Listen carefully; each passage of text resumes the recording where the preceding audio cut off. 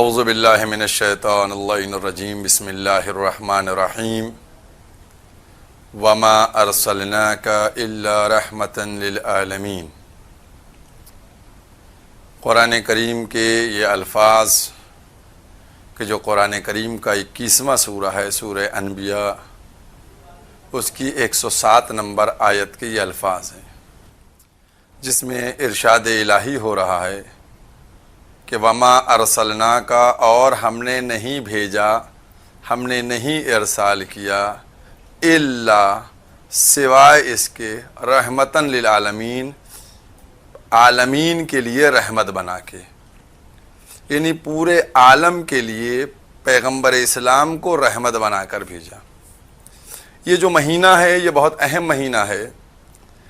یہ مہینہ ہمارے نبی حضرت محمد مصطفیٰ صلی اللہ علیہ وسلم سے منسوب ہے، چونکہ اس مہینے میں آپ کی ولادت ہوئی ہے۔ ہمیں پیغمبر کے دنیا میں آنے کے مقصد کو سمجھنا چاہیے، اور ہمیں یہ سمجھنا چاہیے کہ پیغمبر اسلام جو دنیا میں تشریف لائے اور خالق کائنات نے ان کو بھیجا، تو مقصد کیا تھا؟ جب پیغمبر اسلام دنیا میں آئے تو پورا ماحول جو تھا عرب کا بالکل خراب تھا۔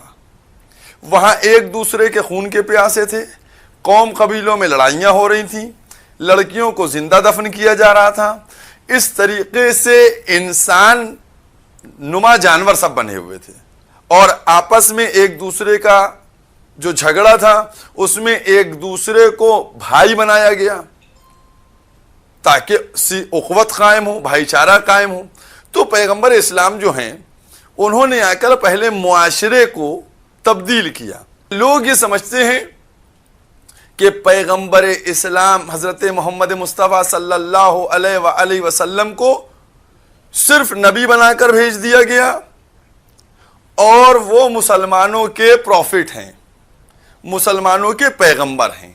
لیکن قرآن جو مسلمانوں کی سب سے محکم، جس پہ مسلمانوں کا عقیدہ ہے، یقین رکھتے ہیں، اس میں کیا کہا گیا؟ وما ارسلناک الا رحمتاً للمسلمین نہیں کہا گیا۔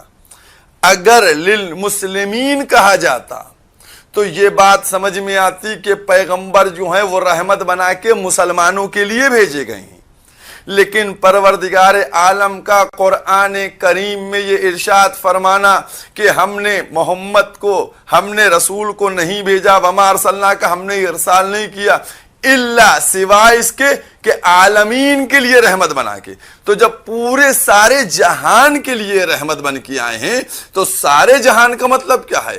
یہ ہر مذہب کے شخص کے لیے رحمت بن کے آئے ہیں۔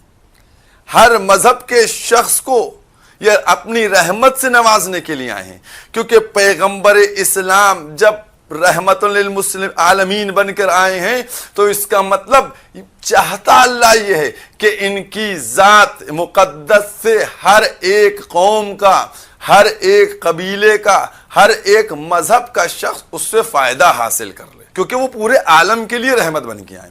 اور اس وقت کہ جب یہ ربیع الاول کا مہینہ اور جہاں تمام مسلمان پیغمبر کی ولادت کا جشن منا رہے ہیں، میں یہ سمجھتا ہوں کہ مسلمانوں کو اسی میسج کو دوسروں تک پہنچانا کی ضرورت ہے۔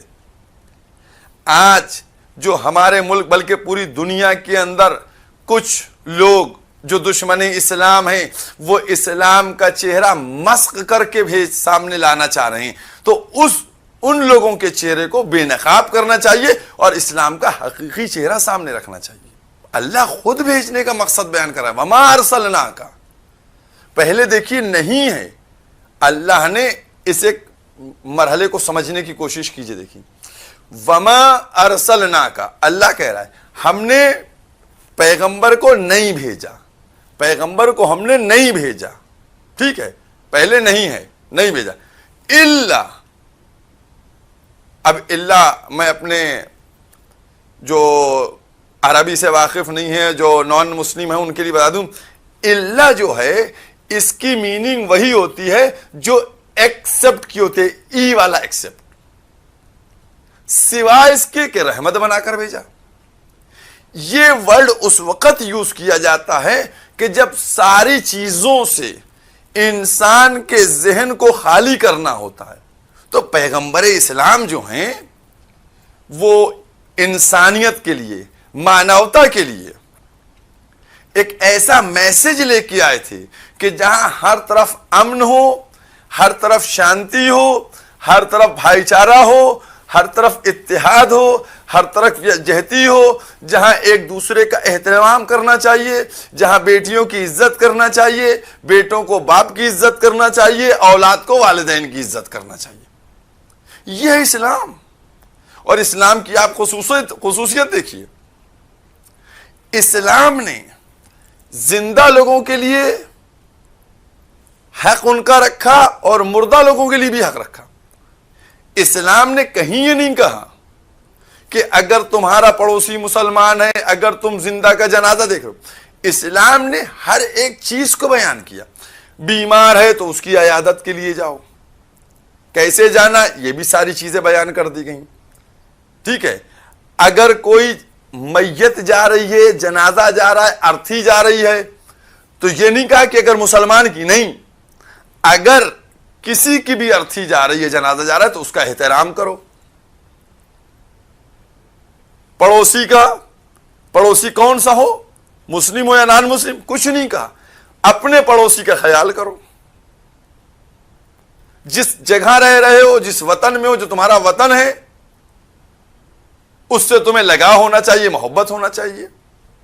یعنی انسان کو پورا انسان کامل بنانے کے لیے، سمپورن انسانیت سے، سمپورن انسانیت کے وہ تمام گہنوں سے آراستہ کرنے کے لیے پیغمبر اسلام کو اللہ نے بھیجا تھا. پیغمبر اسلام کو صادق بھی کہتے تھے سب اور امین بھی کہتے تھے سب.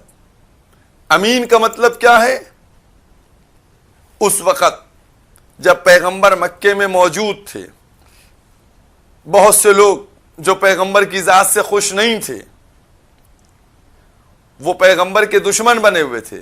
لیکن دشمنی پیغمبر سے تھی، لیکن پیغمبر پہ کانفیڈنس اتنا تھا کہ اپنی امانتیں وہ پیغمبر کے پاس سیو کرائے ہوئے تھے. جو اس وقت کے مذہب والے لوگ تھے، مسلمانوں کی بات نہیں کر رہا ہوں میں، نان مسلم، وہ اپنی امانتیں، یعنی پیغمبر ان کی امانتوں کے امین تھے. وہ لوگ جانتے تھے کہ اگر ہمارا پیسہ، ہماری امانت، ہماری دولت سیکیور اگر کہیں پر ہے تو وہ پیغمبر اسلام محمد مصطفیٰ صلی اللہ علیہ وسلم کے پاس ہے.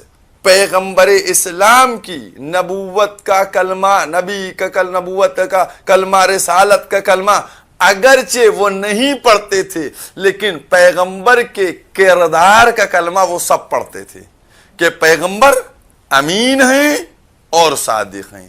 یعنی جو کہیں گے وہ 100% صحیح ہوگا، سچ کہیں گے، اور جو امانت داری جو کریں گے وہ بھی 100% صحیح و درست ہوگا.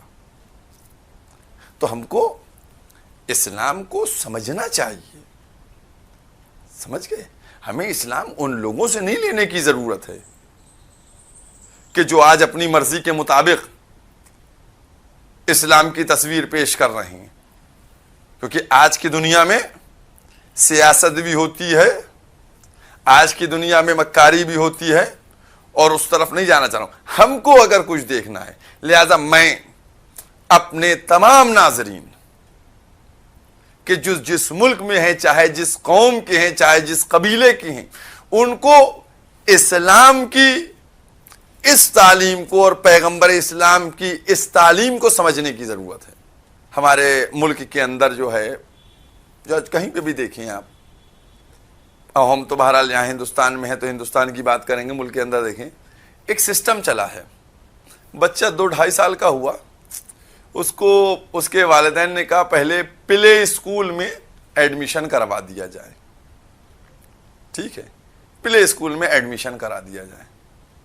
اگر ہمارے ناظرین یہ بزرگ جو لوگ ہیں ان سے پوچھیں کہ یہ پلے اسکول 30 سال پہلے تھا، 50 سال پہلے تھا، یہ چلتا تھا؟ نہیں. اسکول کا مطلب ہے پڑھائی کریے، پڑھائی کے لیے جائیے، لیکن پلے اسکول یعنی کھیلنے کا اسکول. پہلے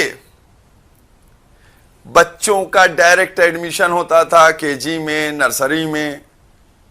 آج پہلے بچوں کو سال بھر پلے اسکول میں پڑھایا جاتا ہے، اس کے بعد ان کو آگے بڑھایا جاتا ہے. کیوں جو پلے اسکول کا چل رہا ہے؟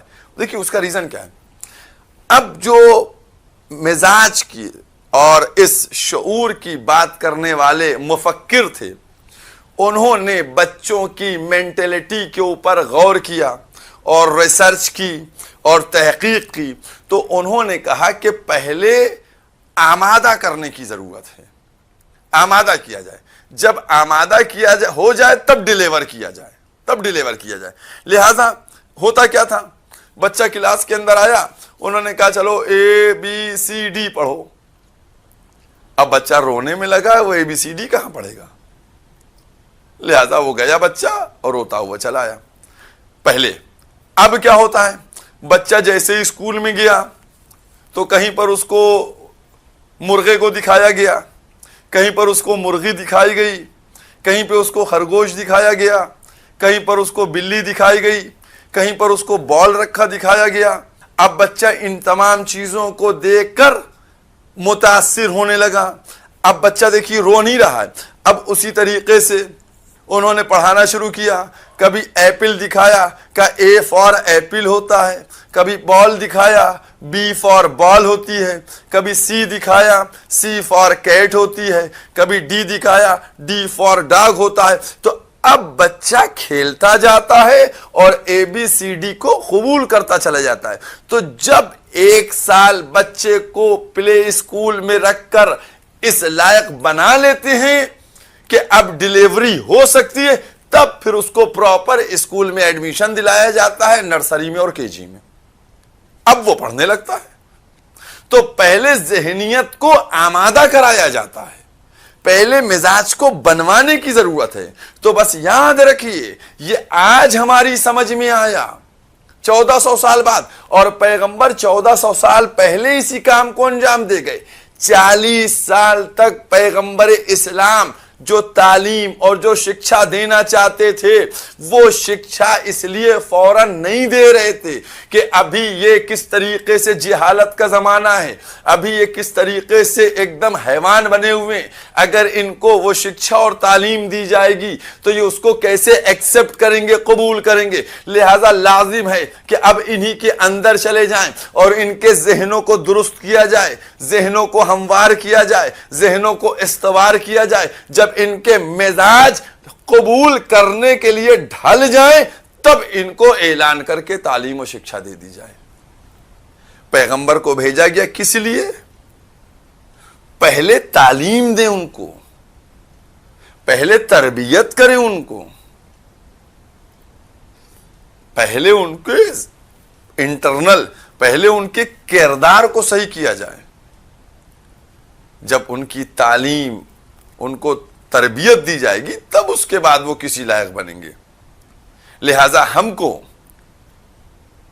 چاہیے یہ کہ ہم صرف جب یہ موقع آئے ولادت پیغمبر صلی اللہ علیہ وسلم کا تو صرف جشن اور نعت پڑھ کر خوشی نہ منائیں، بلکہ اصل خوشی یہ بھی ہوگی، ایک اسی خوشی کا ایک بڑا حصہ یہ بھی ہے کہ ہم جو پیغمبر کی تعلیم ہے، جو ان کے شکشا ہے، جو ان کے ان پہلوؤں کو بیان کرنا ہے کہ جس سے سماج کے اندر اسلام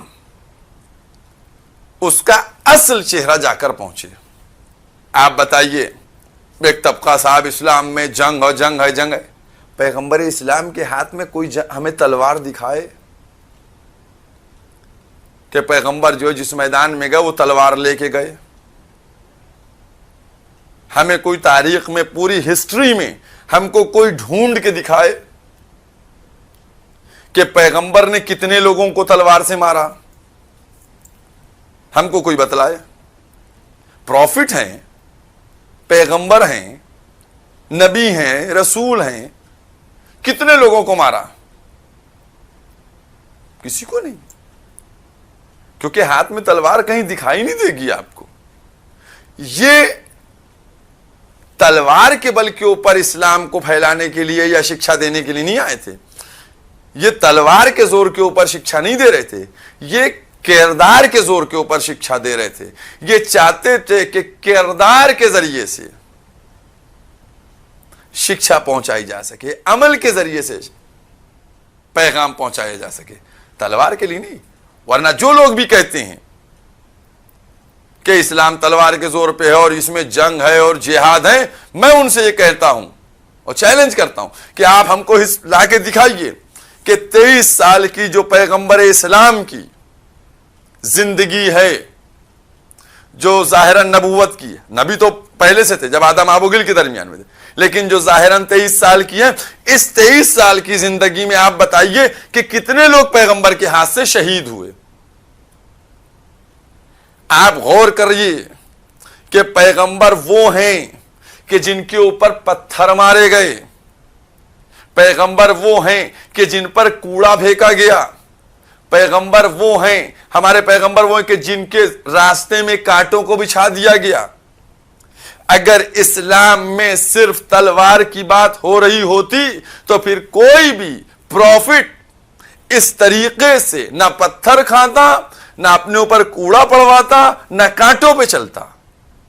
لیکن پیغمبر کا اوپر کوڑا پھینکنا اور صبر کے ساتھ گزرنا, پتھر کھانا اور صبر کے ساتھ رہنا, اس بات کی دلیل بنتا ہے کہ یہ پوری انسانیت کے لیے محسن بن کے اور پوری مانوتا کے لیے ایک نمونہ بن کے آ رہے تھے کہ اگر کوئی تم کو اذیت دے رہا ہے تو دیکھیں کب تک اذیت دیتا ہے. میں آپ سے کہہ رہا ہوں کہ اگر پیغمبر کی شکشا کے اوپر چلا جائے, آج کے معاشرے کے اندر کہ روز آپ کے اوپر کوئی کوڑا پھینکے, کئے دن پھینکے گا؟ ایک دن آپ پر کوڑا ڈال دے, سر جھکا کے چلے جائیے, دوسرے دن ڈال دے, سر جھکا کے چلے جائیے, تیسرے دن ڈال دے, سر جھکا کے, ارے 2 دن 4 دن 6 دن بعد وہ تھک جائے گا کہ اب یہ کچھ بولتے نہیں, اور آپ اسی راستے پہ چلتے رہیے گا, تو اس کا مطلب وہ ہار جائے گا, آپ جیت جائیے گا. ہر موضوع پہ آستین الٹ کے لڑنا یہ انسانیت کے لیے بہتر نہیں ہے. انسان کو فکر کے ذریعے, انسان کو علم کے ذریعے, انسان کو شعور کے ذریعے یہ سمجھنے کی ضرورت ہے کہ جو ہمارے مد مقابل ہے یہ دشمن نہیں, ہم سب انسان, ہم سب لوگ ہیں. اگر کوئی کسی مذہب کی پیروی کرتا ہے, کوئی کسی مذہب کی پیروی کرتا ہے, تو ہر ایک کو چاہیے کہ اپنے علم, شعور, فہم و ادراک کے ذریعے کیسے اس کو اپنے سے قریب کریں. قریب کرنا یہ امپورٹنٹ ہے, دور کرنا نہیں ہے. اور اگر ہر انسان اسی کوشش میں لگ جائے, اور میں یہ 2-4 جملے اس لیے کہہ رہا ہوں جو ہمارے ملک کے اندر معاملات ہیں اور جس طریقے سے چل رہا ہے, اگر ملک کا ہر انسان ایک دوسرے کو گلے لگانے کے لیے آگے بڑھ رہا ہے, اس کو اپنی فکر, علم, شعور کے ذریعے سے قریب لانے کی کوشش کر رہا ہے, تو جب سب ایک دوسروں کو قریب لانے کی کوشش کر رہے ہیں تو دور ہونے کی کوئی بات ہی نہیں ہوگی. یہ چیزیں سمجھنے کی ضرورت ہے. اور اگر آپ غور کیجئے گا تو یہ فقط ہم اسلام کی بات کر رہے ہیں, لیکن اگر دیکھا جائے تو شاید ہی کوئی ایسا مذہب ہو کہ جس میں دھرم ہو کہ جس میں ایک دوسرے کو مارنے کی بات کی گئی ہو. اور میں نے کہا اس طریقے سے ابھی کہ اسلام میں ہر ایک کا حق ہے, باپ کا حق ہے اس کا احترام, ماں کا حق ہے اس کا احترام, رشتہ داروں کا حق ہے ان کا احترام, پڑوسیوں کا حق ہے ان کا احترام, اپنے اہل وطن ہے ان کا احترام, جو بیمار ہے اس کا احترام. ہر ایک کے لیے ایک ایک سسٹم بنا ہوا ہے, تعلیم ہے. اور پھر یہ ایک بات بتا دوں کہ یہ آپ کا حق ہے اور یہ پن ہے, یہ نیک کام ہے, یہ عادت میں شمار ہوگا, یہ اچھائی میں شمار ہوگا, جزا ملے گی ہم کو. کسی بھی مقام کے اوپر جب ضرورت ہو تو ہم کو اس کو اس انداز سے دیکھنا چاہیے، اس پہلو سے دیکھنا چاہیے کہ جس کے لیے وہ آیا۔ اور آپ یاد رکھیے گا کہ پیغمبر اسلام کے بعد اسی طریقے سے جو بھی جانشین پیغمبر ہے وہ پوری مانوتا کی بات کرتا ہوگا۔ اور ایک اشارہ کر دوں جو بالکل آیا ہے، چاہے مولا کائنات علی ابن ابی طالب علیہ السلام کا زمانہ ہو، انہوں نے بھی کس طریقے سے اپنے دور اقتدار میں، اور چاہے امام حسن کا زمانہ ہو یا امام حسین کو آپ دیکھ لیجئے کہ امام حسین نے کربلا میں آ کر کیا کیا۔ کوئی حکومت کی لڑائی تھی، کوئی سلطنت کی لڑائی تھی؟ یزید ایک انسان ایسا دہشت گرد کہ جو اپنی دہشت کے ذریعے سے سب کو قابو میں کرنا چاہ رہا تھا۔ اور دیکھیے وہی شکشا تھی، وہی والی شکشا تھی کہ جب امام حسین کربلا کی طرف جا رہے تھے تو جناب حر انہوں نے امام حسین کے قافلے کو روکا۔ اس وقت ان کا 1000 کا لشکر تھا، اگر امام حسین چاہتے تو راستہ روکنے والے کو وہیں ختم کر دیتے، لیکن اسلام کی شکشا کیا ہے؟ خوریزی نہیں ہے، لہذا آپ نے حر کو وہاں پر جنگ نہیں کی، بلکہ جب تک سامنے والا، بس ایک سینٹنس ہے اور اسی کو سمجھ لیجئے، جب تک سامنے والا حملہ نہیں کرتا ہے تب تک اسلام میں جو تلوار چلائی گئی ہے وہ اپنی جان بچانے کے لیے تلوار چلائی گئی ہے، کسی کی جان لینے کے لیے تلوار نہیں چلائی گئی ہے۔ اور آپ کربلا میں جا کر دیکھیے، جب روز کوفے سے لشکر آ رہے تھے چھوٹے چھوٹے کربلا، امام حسین کربلا میں موجود ہیں، عباس ولی اکبر جیسے موجود ہیں، بہادر شجاع، معلوم دیا کوفے سے 4000 کا لشکر آتا، یہاں امام حسین اس کو جنگ کر کے ختم کر دیتے، پھر 2000 کا لشکر آیا پھر اس کو ختم کر دیتے، پھر 5000 کا لشکر آیا اس کو ختم کر دیتے۔ لیکن امام حسین ایسا نہیں کر رہے ہیں، وہاں سے لشکر پہ لشکر آ رہے ہیں، حد یہ کہ لاکھوں کی تعداد میں آ کر کربلا میں فوجی جمع ہو گئے، لیکن امام حسین اس وقت تک جنگ کی بات نہیں کرتے جب تک وہ آپ پر حملہ نہیں کرتا ہے۔ جب اس نے حملہ کیا تو انہوں نے اپنی جان بچانے کے لیے، اور پھر بھی 6 مہینے کے بچے جیسے کو بھی قربان کر کے پہچانوایا کہ یہی اسلام کی شکشا ہے کہ کبھی بھی کسی دہشت گرد، کسی آتنکواد کے سامنے جھکنے کی ضرورت نہیں ہے، اگر بچے کی بھی قربانی دینا پڑے تو دے دو، تاکہ جب اس طریقے کی قربانیاں دے دی جاتی ہیں تو پھر جو دشمن ہوتا ہے وہ ہمیشہ کے لیے مر جاتا ہے، کیونکہ مانوتا پکارتی ہے، انسانیت پکارتی ہے کہ جس نے 6 مہینے کے بچے کی جان لے لی وہ انسان نہیں ہو سکتا ہے، وہ صرف اور صرف حیوان ہوگا۔ تو یہی ہماری تعلیم ہے دین کی، اور ہماری اسی میسج کو، اسی پیغام کو ہر ایک کو، میں کسی ایک کی بات نہیں کہہ رہا ہوں، میں نے اسی لیے قرآن کے اس چیز کو لے کے آگے بڑھا ہوں کہ جہاں کے اوپر پورے عالم کی بات کی گئی ہے، چاہے کسی مسلک سے، چاہے کسی مذہب کا کوئی آدمی ہو، اس کو اسی شکشا کے ساتھ آگے بڑھنا چاہیے، بیمار کے ساتھ اس کی عیادت کرنا چاہیے، بھوکے کے ساتھ اس کو غذا کی پہنچانا چاہیے، وطن پڑوسی سب کے ساتھ رکھنا چاہیے، تو ہمارے ملک کے اندر، معاشرے کے اندر، سماج کے اندر ایک اچھا میسج جائے گا، اور سماج اسی طریقے سے پھلے گا، پھولے گا اور بڑھے گا، ترقی کرے گا، جب ہم سب مل کے کام کریں گے۔ یہی ہمارا میسج ہے۔